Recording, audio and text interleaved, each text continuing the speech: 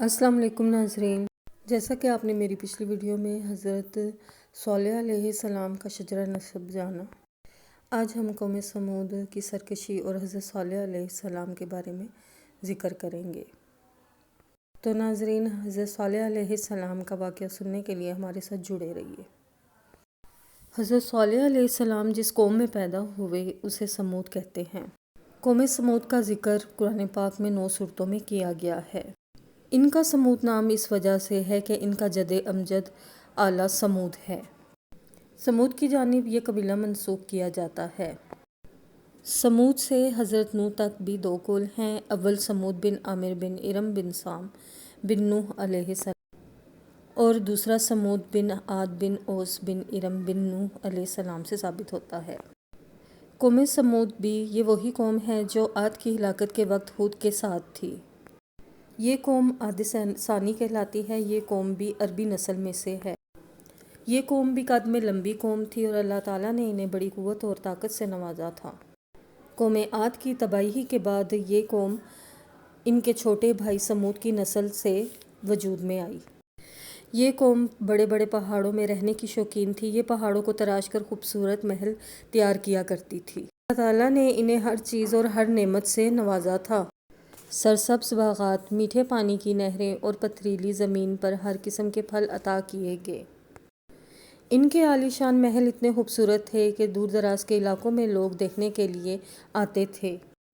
انہی سب نعمتوں کی وجہ سے قوم عاد غرور اور تکبر کا شکار ہو گئی اور سرکشی میں مبتلا ہو گئی، اور اللہ تعالیٰ کی بہت سی نافرمانیاں کرنے لگی۔ اپنے ہاتھوں سے ہی بت تراش کر ان کی پوجا کرنے لگی۔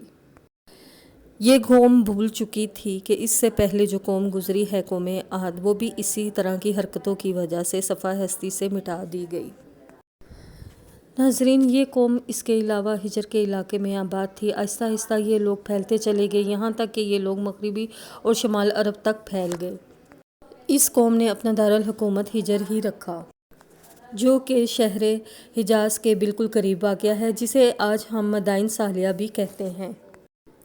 ناظرین، اللہ تعالیٰ نے اس قوم کو بڑی قوت کے ساتھ نوازا تھا۔ اس قوم کا قد 4 ہاتھ گز تھا اور اس قوم کی عمر 900 یا 1000 سال تک ہوتی تھی۔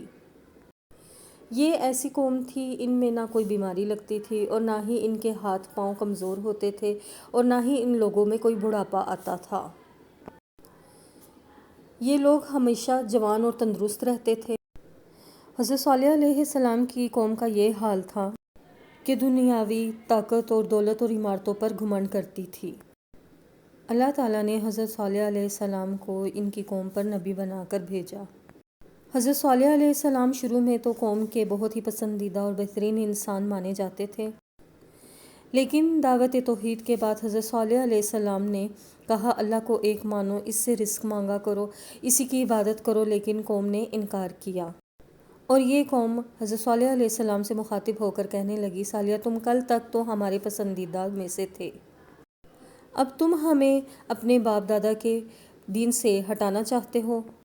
اس قوم نے حضرت صالح علیہ السلام سے کہا کہ اگر تم واقعی اللہ کے سچے نبی ہو تو ایک معجزہ لا کر دکھاؤ، اور سامنے ہی اس چٹان سے ہمیں ایک اونٹنی نکال کے دکھاؤ، اور وہ اونٹنی گاہن ہو اور آتے ہی بچے کو پیدا کرے، اور وہ دنیا کی خوبصورت ترین اونٹنی ہو، اور وہ اونٹنی ایسی ہو جس کا کوئی ماں باپ نہ ہو۔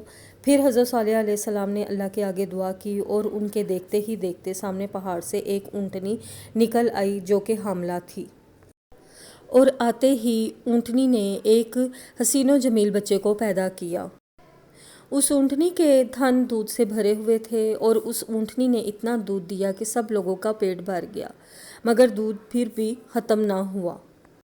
حضرت صالح علیہ السلام کا یہ معجزہ دیکھ کر وہ سب لاجواب ہو گئے۔ اتنا کچھ ہونے کے باوجود وہ کہنے لگے یہ سب جادو ہے، اور وہ لوگ ایمان نہ لائے اور پھر بھی اپنے کفر و شرک پر اڑے رہے۔ حضرت صالح علیہ السلام نے کہا کہ یہ اونٹنی اللہ تعالیٰ کی طرف سے بھیجی گئی ہے، اور تم لوگ اس اونٹنی کو نہ نقصان پہنچانا اور نہ ہی کوئی تکلیف دینا، ورنہ ایک بڑے عذاب میں مبتلا ہو جاؤ گے۔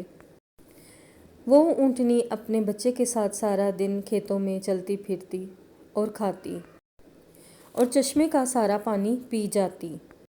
یہ سب کچھ دیکھ کے حضرت صالح علیہ السلام کی قوم اس اونٹنی پر اعتراضات کرنے لگی اور کہنے لگی یہ تو چشمے کا سارا پانی پی جاتی ہے۔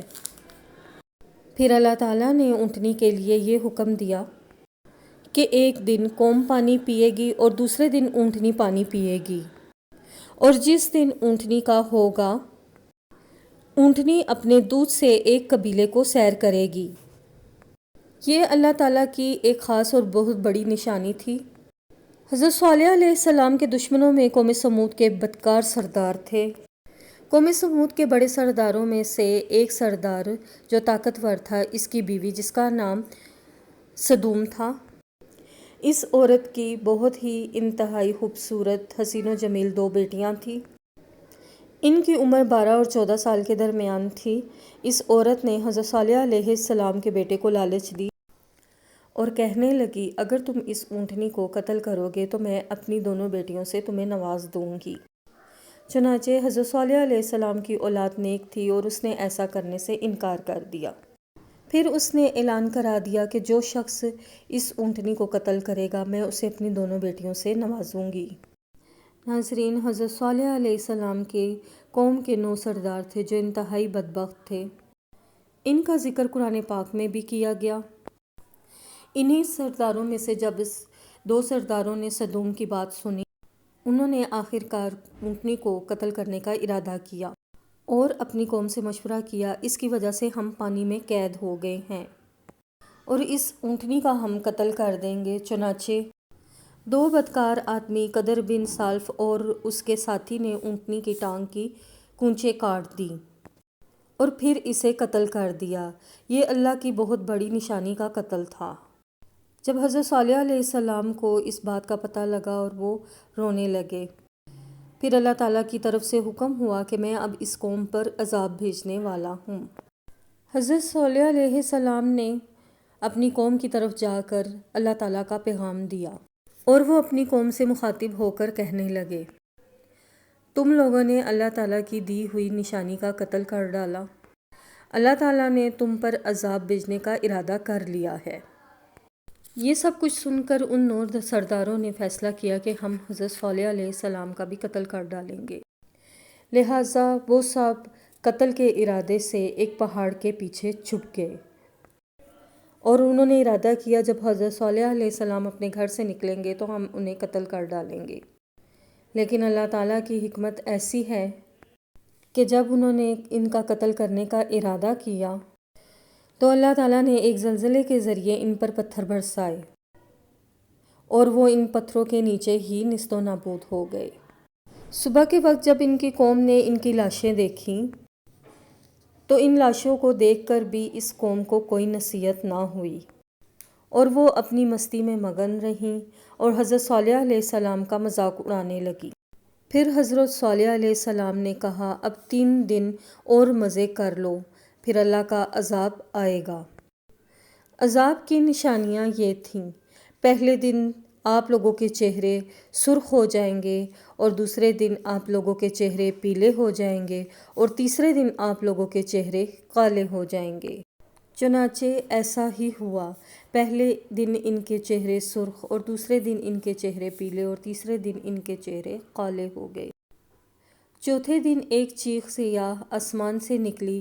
اس چیخ کی وجہ سے قوم سمود کے کانوں کے پردے پھٹ گئے اور دل باہر آ گئے، اور پھر ایک زوردار زلزلہ آیا، طاقتور لوگ زمین پر گر کر مر گئے، جس کی وجہ سے انہی کے گھروں کو انہی پر ہی گرا دیا گیا اور ان کے یہ مضبوط تراشے ہوئے گھر بھی انہیں نہ بچا سکے۔ پوری قوم کو ہلاک کر دیا گیا سوائے حضرت صالح علیہ السلام اور ان کے ساتھیوں کے۔ صالح علیہ السلام نے کہا میں نے تم کو نصیحت کی لیکن تم نے اسے ناپسند کیا۔